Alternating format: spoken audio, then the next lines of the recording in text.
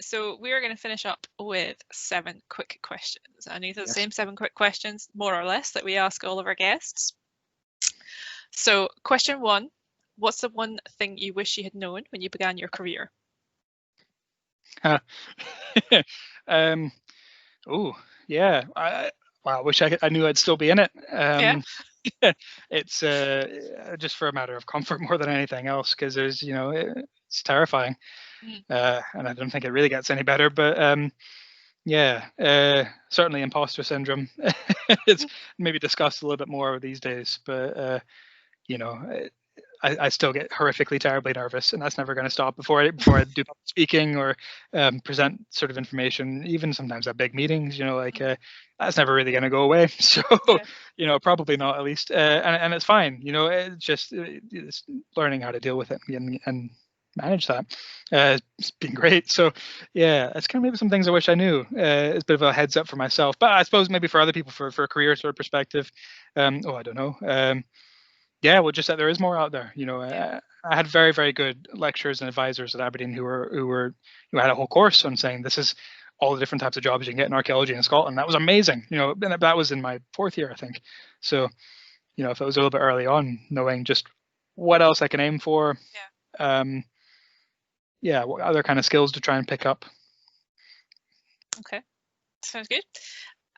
Question 2, what's your favourite film or book about or featuring archaeology, heritage, historic environment, or museums? It's all in there.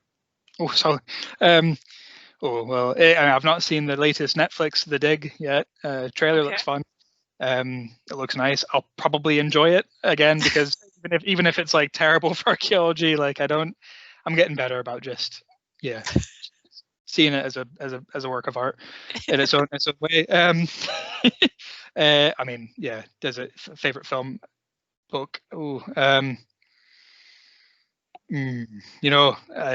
gonna have to go with Indiana Jones. I'm sorry. I'm sure that's so basic. That is okay. I mean, we did say in episode 1 that if anyone said Indiana Jones, it should be a klaxon, but you are the second person to go for Indiana Jones. It is a classic, so it's what I grew up with. So any one of the 4 in particular, I say 4 grudgingly, really there's only 3, isn't there? But yeah. Yeah, if you say number 4, we're cutting the video. It's over. It's done. Not uploading it. I know. I probably Last Crusade. Yeah, it has to be Last Crusade. Yeah. Sean Connery, and it was. I probably. I know. I'm trying to be not basic and think, but I'm just drawing such a blank on that. I don't really do. It's not too often. Well, okay. Here's an answer. It's one of my favorite films of all time, and it's not inherently archaeological, but Cloud Atlas. Okay. And it's a totally weird. Not many people really like it that much. I like the way it tells the story. It's interwoven. It's complicated. It's not straightforward. But yet somehow, kind of all the stories come together at the same time. They reach their sort of crescendos at the same time, and they conclude. And I think that's just really kind of neat. And in a way, that's always how I've seen archaeological sites. In a place like St. Kilda, it's easy to think of them linear. Well, in the Iron Age just happened, and then the Bronze Age just happened. But oh my, they're living on top of those remains. People that never went away. St. Kildan's dug into an Iron Age souterrain in the 1840s or 50s. I can't remember exactly when, maybe 60s. They dug into it and they thought it was a fairy's house. Where the fairies lived. And we're not. This isn't people popular imagination, sort of little Tinkerbell kind of fairies. The fairies in Gaelic culture are kind of scary.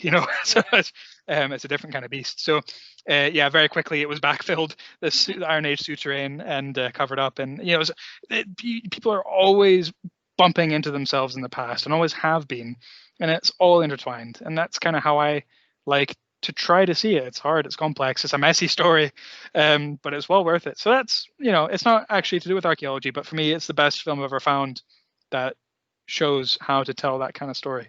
Okay, great. Question 3, what site from anywhere or any time in the world would you have liked to have excavated at, or what find would you like to have made?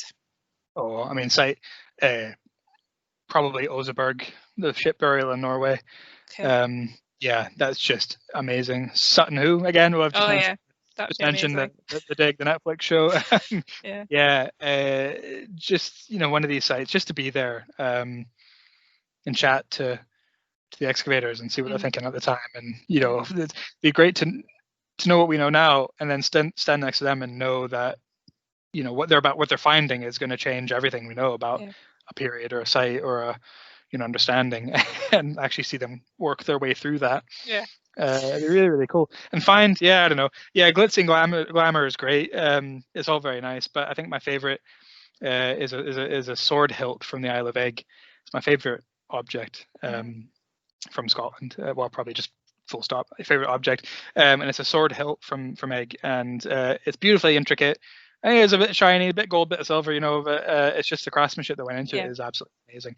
And it's found in the antiquity, and it's just, I don't think, as far as I know, I could be wrong, but I don't think we really know anything about where it's come from, and to be there, how do and get to better grips on the context. Some of these great Viking graves, Kaloran Bay, same sort of thing. That was pretty well done for antiquarian dig, but still so much we don't know. What was lost? Yeah. Okay. Question 4: what profession other than your own would you like to attempt? I don't know. I've never not wanted to be an archaeologist. Well, no, that's not true. That is an absolutely fine answer. We can accept. Well, no. I'm gonna have to give you something more juicy than that. Okay. My first. No, that's not true. My first job I ever wanted to be was an architect. When I was about 5 years old, I think. I said, "Oh, I'm going to be an architect when I grow up," and I had no idea what that meant. And then I think maybe the next week it was going to be a bin man. I really wanted to be a bin man. I mean, the trucks in America, they've got the big claws that grab the bin and dump, and just, and I was like, oh, that's so cool.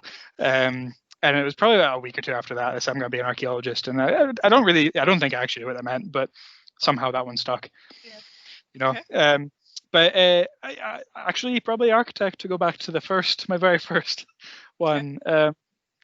And to be honest, I think in the reality of it, I probably wouldn't actually like it. You spend half your career designing toilets, it'd be a bit like, public toilets or whatever. But I like buildings. I do like buildings. I like being able to read a building.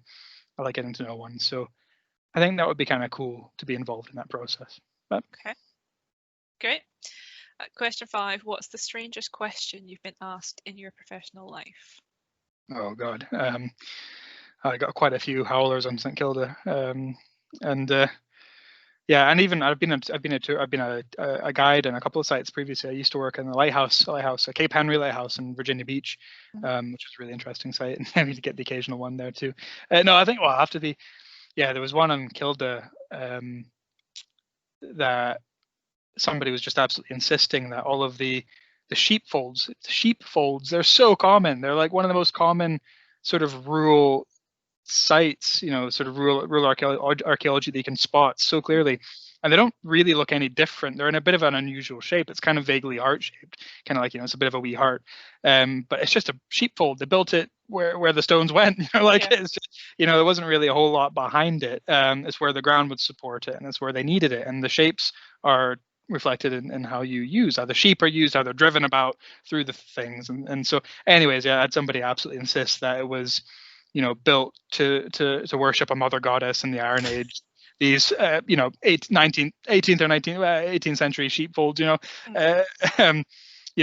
was they're obviously, because it's vaguely heart shaped, it's a mother goddess, and and just that you kind of know where I'm going with that. Yeah.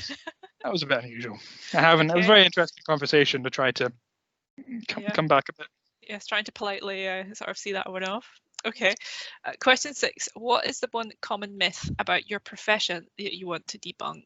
Or alternatively, the one common myth about St Kilda that you'd like to debunk? Oh no, don't get me started. Yeah, common profession. Not all archaeologists dig. There's a lot, as we've mentioned a couple of times. So there's a lot of archaeologists that work in policy and planning. A lot of archaeologists that work really hard to protect our historic environment, but don't actually necessarily get their hands dirty. And you know, you can be in a lab, you can be an archaeological scientist, you can be studying radiocarbon isotopes, you can dendrochronology. There's amazing stuff being done, and it very much is archaeology. 100% is archaeology by any definition. And I think a lot of people just expect to see Time Team still. Yeah. Time, With I a mean, Time Team, paintbrush. right? Paintbrush, Yeah, that's the question, isn't it? paint. Have you got your paintbrush Oh, out? not in Scotland. It's too wet. Just Yeah. smearing it every. Just no. What the no, no. So like yeah. Um, beyond that, it's a common St Kildan myth. Yeah, I mentioned it a few times. You know, it's a Hebridean island. It's nothing.